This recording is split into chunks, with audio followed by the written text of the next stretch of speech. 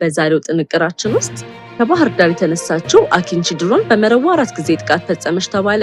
በብሉ ናይል ግዛት ከኢትዮጵያ ድንበር አቅራቢያ አዲስ ከባድ ውጊያ ተቀሰቀሰ። በጉራጌ ዞን 3 ወጣቶች ፋኖ ናችሁ በሚል ከመኪና ካስወረዱ በኋላ መገደላቸው ተዘግቧል። 10 ድርጅቶች ከ254 ቢሊዮን ብር በላይ ግብር ከፈሉ። የኢራን ሚሳኤሎች የእስራኤል ጦር ዋና መስሪያ ቤትን ኢላማ አድርገዋል ተብሏል። በራያ አላማጣ 32 ነዋሪዎች ለጠላት መረጃ ሰጥታቸዋል በሚል በቁጥጥር ስር ውለዋል። ሰላም የተከበራችሁ የሀበሻ ጎልድ ዜና ዩቲዩብ ቤተሰቦቻችን፣ በዛሬው ስርጭታችን ውስጥ አስደናቂ ክስተቶችን፣ የፖለቲካ፣ የኢኮኖሚ፣ የማህበራዊና ሌሎች ወቅታዊ ጉዳዮችን በዝርዝር ልናቀርብላችሁ ተዘጋጅተናል። እስከ ቪዲዮ መጨረሻ ድረስ ከኛ ጋር አብራችሁ እንድትቆዩ በታላቅ አክብሮት እንጋብዛችኋለን። ከኛ ጋር በመቆየት አንዳችም ጠቃሚ መረጃ እንዳያመልጣችሁ ያድርጉ።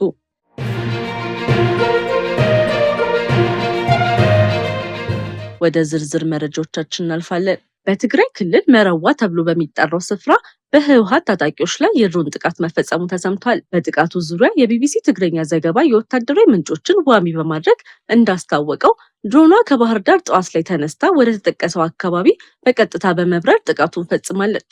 አንድ ወታደራዊ ምንጭ ለቢቢሲ እንደገለጸው ድሮኗ በአካባቢው ላይ 4 ጊዜ ድብደባ ፈጽማለች። ምንጩ እንደተናገረው ከባህር ዳር የተነሳችውን ድሮን መነሳቷን እንደተረዱ በአጭር ጊዜ ውስጥ ወደ ተጠቀሰው ስፍራ ደርሳ ጥቃት መፈጸሟን ተናግረዋል።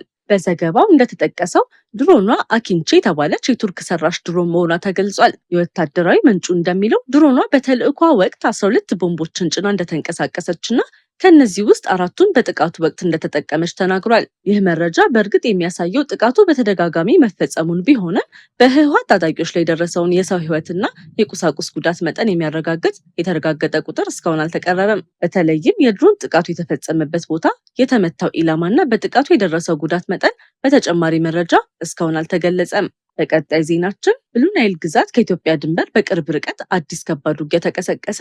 በሱዳን ብሉ ናይል ግዛት ከኢትዮጵያ ድንበር አቅራቢያ በሆነ አካባቢ አዲስ ከባድ ውጊያ መንቀስቀሱ ተሰምቷል። በአካባቢው የሱዳን ጦርና የፈጥኖ ደራሽ ኃይሉ ታጣቂዎች መካከል የተከሰተው ውጊያ አሁንም መቀጠሉን የሚገልጹ መረጃዎች ወጥተዋል። ከዛሬ በፊት በዚህ ቀጠና የነበረው የጦርነት ሁኔታ በተለይ ስትራቴጂካዊቷ ኩርሙክ ከተማ ጋር በተያያዘ ከፍተኛ የጦር እንቅስቃሴ ታይቶበታል። ከአንድ ወር ገደማ በፊት የሱዳኑ ጦር ኩርሙክን መቆጣጠሩ ተዘግቦ ነበር። በወቅቱም የፈጥኖ ደራሽ ኃይሉ ታጣቂዎችን ከከተማው ወደ ኋላ ማፈግፈጋቸው ተገልጾ ነበረ።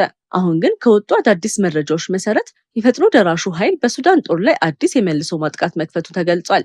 በዚህም በቀጠናው ከባድ የጦርነት ልውውጥ መካሄዱን የሚጠቁሙ ሪፖርቶች እየወጡ ይገኛሉ። የውጊያው መነሻና ትክክለኛ የግንባር ሁኔታ እየተጣራ ቢሆንም የብሉ ናይል ግዛት እንደገና የሱዳን ጦር አዲስ የግጭት መድረክ እየሆነ መምጣቱ ትኩረት ስቧል። በተጨማሪም በዚህ የሱዳን ድንበር ቀጠና የተለያዩ የውጊያ ኃይሎች ተሳትፎ እንዳላቸው የሚወጡ ክሶች አሉ። በተለይም ከህወሓት ጋር የተያዙ የጦር አዛዦች ከሱዳን ጦር ጎን ተሰልፈው እንደሚዋጉ የሚገልጹ ክሶች ቢኖሩም ይህ መረጃ በገለልተኛ ምንጮች እስካሁን አልተረጋገጠም። በዛሬው ውጊያ በኩርኩም እና በአካባቢዋ ያለውን የጦር ሚዛን ወደ ምን አቅጣጫ እንደሚቀይርና ግጭቱ ወደ ኢትዮጵያ ድንበር በቅርብ ያሉ አካባቢዎች ላይ ተጨማሪ ተጽዕኖ ይኖረው እንደሆነ በቀጣይ ትኩረት የሚከታተል ጉዳይ ነው። በሌላ ዜናችን በጉራጌ ዞን አበሽጌ ወረዳ የተፈጸመ ተብሎ የቀረበው አሰቃቂ ግድያ ክስ ከፍተኛ ውዝግብና ስጋትን ፈጥሯል። በማዕከላዊ ኢትዮጵያ ክልል በጉራጌ ዞን አበሽጌ ወረዳ አገና ተብሎ በሚጠራው አካባቢ 3 ወጣቶች ፋኖ ናችሁ በሚል ክስ ከተሳፈሩበት የህዝብ ማጓጓዣ መኪና እንዲወርዱ ከተደረገ በኋላ መገደላቸውን የአካባቢ ምንጮች መናገራቸው ተዘገበ። ተመስገን ጌታቸው፣ ይታገሱ አሰግደውና ግዛቸው ግርማ የተባሉ 3 ወጣቶች ከመኪና ካስወረዷቸው በኋላ እጃቸውን በማሰር እንግልት ተፈጽሞባቸው በመጨረሻም በጥይት ተመተው መገደላቸው ምንጮቹ ክስ አቅርበዋል። በተጨማሪም አስክሬኖቹ ወደ ትውልድ ቀያቸው ናቻ ቀሊት ቀበሌ ከተወሰዱ በኋላ ለቀናት በክፍት ቦታ እንዲቆዩ መደረጋቸውን አንድ የአካባቢው ነዋሪ ገልጿል። የተፈጸመው ድርጊት በእርግጥ የዜጎችን ህይወት ከህግ ውጭ መቅጠፍና የሰውን ክብር መጣስ የሚመለከት እጅግ ከባድ የሰብአዊ መብት ጉዳይ ሆኗል።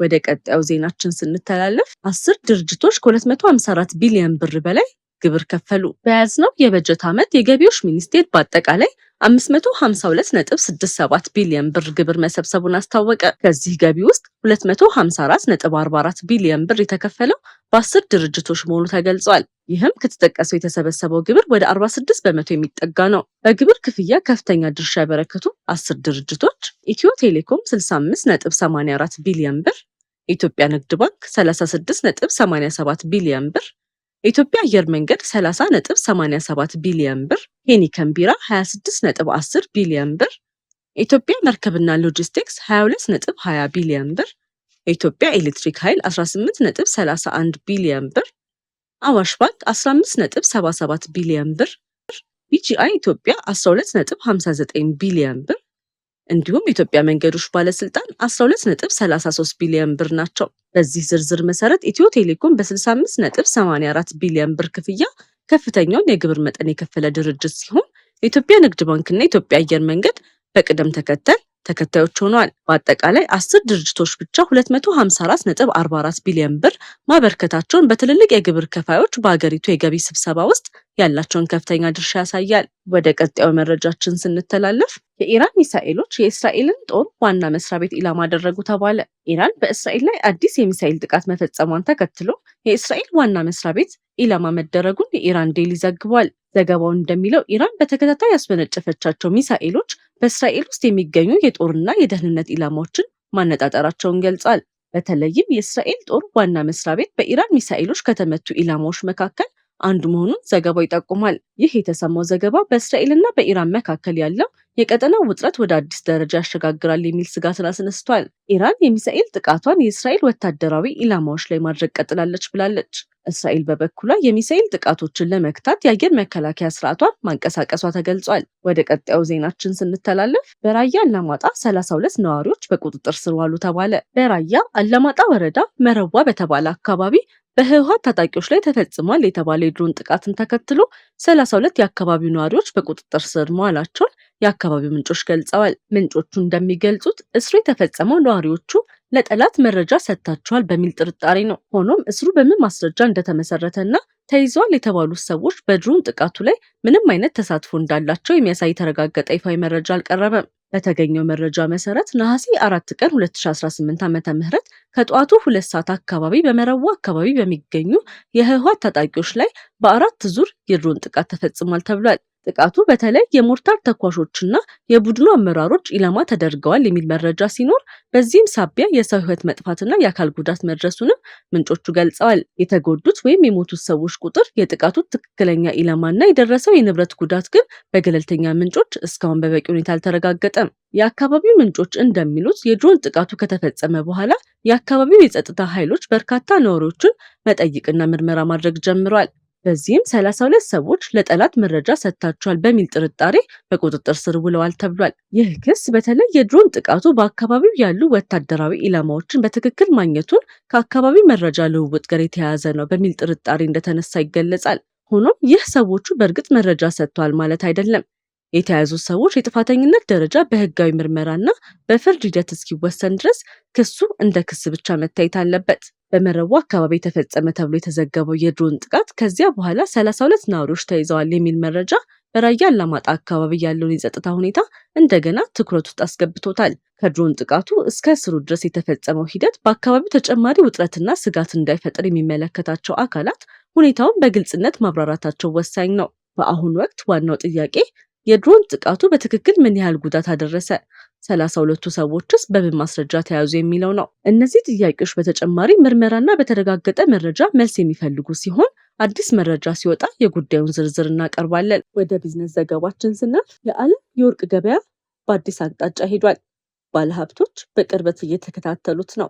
ሐምሌ 9 2026 የዓለም የወርቅ ዋጋ በዚህ ሳምንት ከፍተኛ መለዋወጥን አሳይቷል። የዓለም ፖለቲካ ውጥረቶች፣ የአሜሪካ የገንዘብ ፖሊሲና የዶላር እንቅስቃሴ በወርቅ ዋጋ ላይ ጉልህ ተጽዕኖ አሳድረዋል። በሳምንቱ መጀመሪያ ባለሀብቶች ከዓለም አቀፍ አለመረጋጋት ለመጠበቅ ወደ ወርቅ በመመለሳቸው የወርቅ ዋጋ ከፍ ብሏል። ሆኖም የአሜሪካ ፌዴራል ሪዘርቭ ከፍተኛ የወለድ መጠን ለረዥም ጊዜ ሊቀጥል እንደሚችል የተሰጠው ምልክትና የመንግስት ቦንድ ትርፍ መጨመር ገበያውን ወደ ታች ጎትቶታል።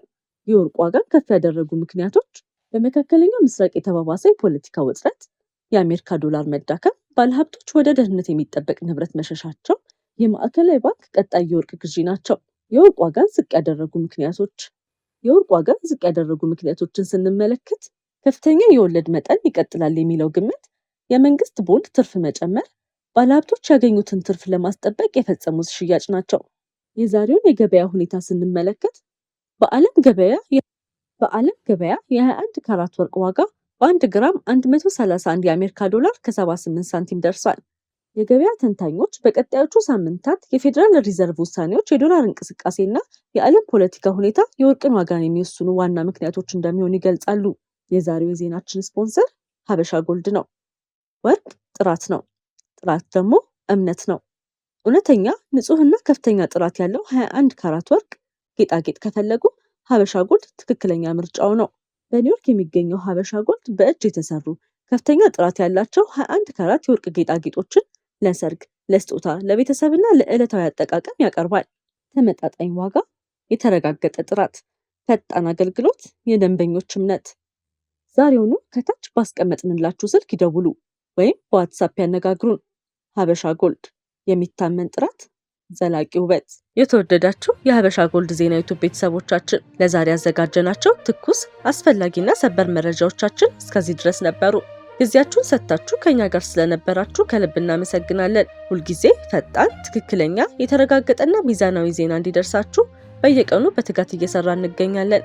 በኢትዮጵያና በዓለም ዙሪያ የሚከሰቱ ወቅታዊ ክስተቶችን፣ የፖለቲካ፣ የኢኮኖሚ፣ የማህበራዊና ሌሎች ወቅታዊ ጉዳዮችን በፍጥነትና በአስተማማኝ ሁኔታ ለእናንተ ለማድረስ ቁርጠኞች ነን። ከኛ ጋር ገና ካልተቀላቀላችሁ የሀበሻ ጎልድ ዜና ዩቱብ ቻናልን ሰብስክራይብ በማድረግ ቤተሰባችን ይሁኑ። እንዲሁም የደወል ምልክቱን በመንካት ማንኛውም አዲስ ዜናና ሰበር መረጃ በታተመ ቅጽበት እንዲደርሳችሁ ያድርጉ። ቪዲዮን ላይክ በማድረግ አስተያየታችሁን በመጻፍና ለወዳጆቻችሁ በማጋራት የምታደርጉልን ድጋፍ ለእኛ ትልቅ ብርታት አለው። ስለምትከታተሉንና ስለምትተማመኑብን ከልብ እናመሰግናለን። ሀበሻ ጎልድ ዜና፣ ፈጣን፣ ተአማኒና የተረጋገጠ መረጃ የሚገኝበት አድራሻ። እስከምንገናኝ ድረስ ሰላምና ጤና ከእናንተ ጋር ይሁን።